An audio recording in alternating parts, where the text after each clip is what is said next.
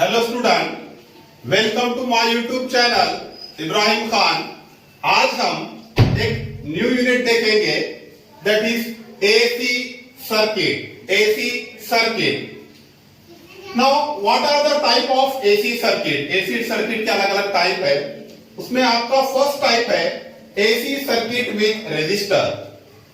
AC circuit with resistor और pure resistive circuit भी हम उसको कहते हैं, प्योर रेजिस्टिव सर्किट। ये टॉपिक स्टार्ट करने से पहले हमको पता होना चाहिए what is mean by the phasor diagram.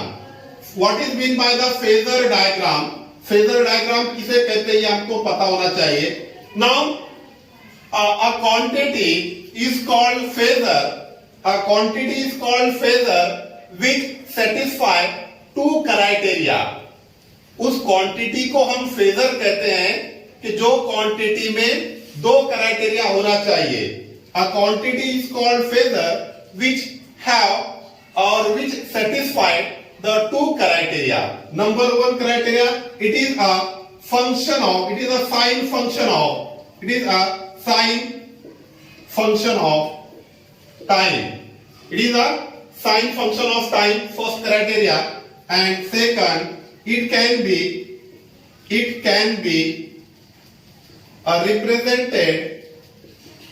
represented by projection of rotating vector. It can be represented by projection of rotating vector. तो जो क्वांटिटी में ये दो क्राइटेरिया होंगे, that quantity is called phasor. वो क्वांटिटी को हम क्या कहेंगे? Phasor. And the diagram which represent it is called phasor diagram. जो डायग्राम ये क्राइटेरिया को रिप्रेजेंट करती है, जो डायग्राम ये क्राइटेरिया को रिप्रेजेंट करती है, उस डायग्राम को हम क्या कहेंगे? Phasor diagram. This is about the phasor diagram. Now come to the point. हमारा जो टाइप्स ऑफ एसी सर्किट है, अल्टरनेटिंग सर्किट, तो उसमें हम फर्स्ट पॉइंट हमारा देखेंगे प्योर रेजिस्टिव सर्किट और alternating voltage apply to a resistor. Now consider this is a resistor of resistance are.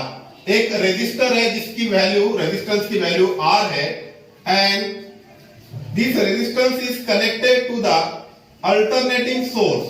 This is the symbol for alternating source of EMF, that is E is equals to E0 sin omega t.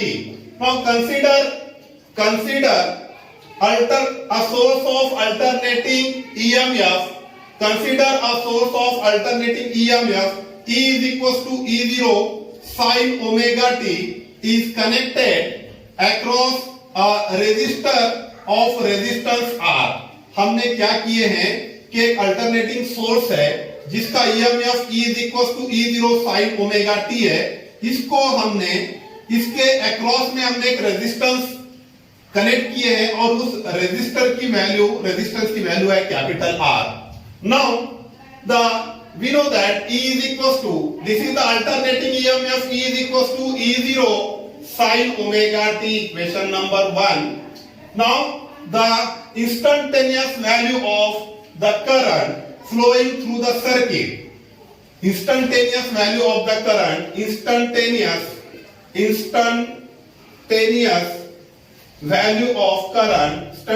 value of current flowing through the circuit is given as, that is I is equals to क्या होगा? that is E upon R।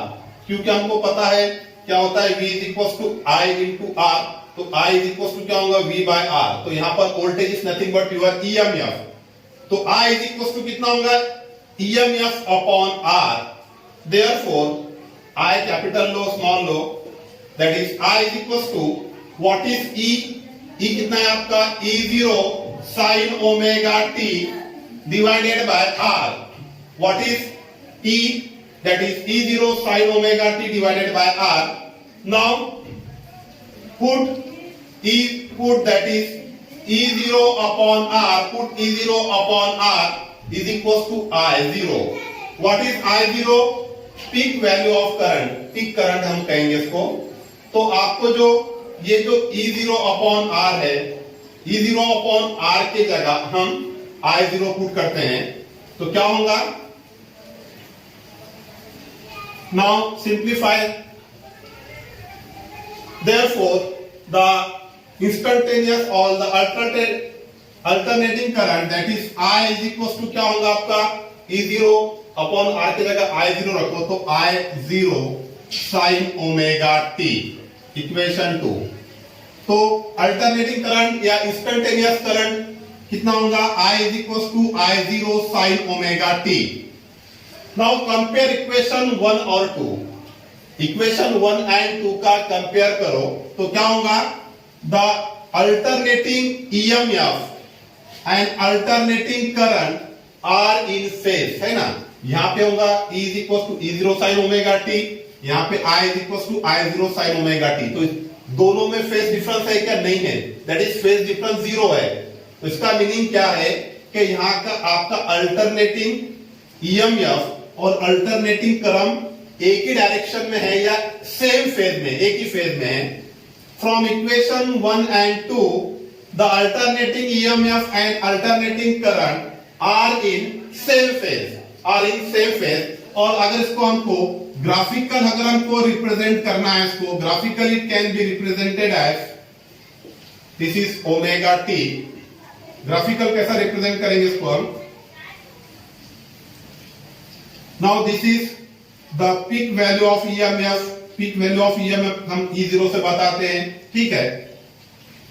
Now अगर this is the alternating EMF का हमने curve निकाले, अब हमको निकालना है अल्टरनेटिंग करंट। तो करंट देखो, करंट क्या होता है? I is equal to E upon R होता है, I is equal to E upon R। तो करंट हमेशा, करंट जो है वो ईएमएफ से कम होगा, करंट क्या होगा? ईएमएफ से थोड़ा कम होगा।